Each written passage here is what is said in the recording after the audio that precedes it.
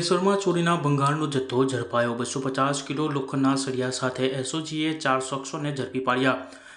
અંકલેશ્વરના યોગા બજાર વિસ્તારમાં પોલીસે શંકાસ્પદ ભંગારના વેચાણના પ્રયાસને નિષ્ફળ બનાવ્યો છે।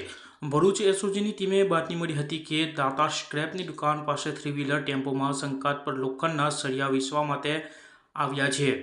પોલીસે તાત્કાલિક કાર્યવાહી કરીને સ્થળ પર દોડી આવ્યા હતા। ટેમ્પોમાંથી 250 કિલોગ્રામ લોખંડના સળિયા મળી આવ્યા હતા।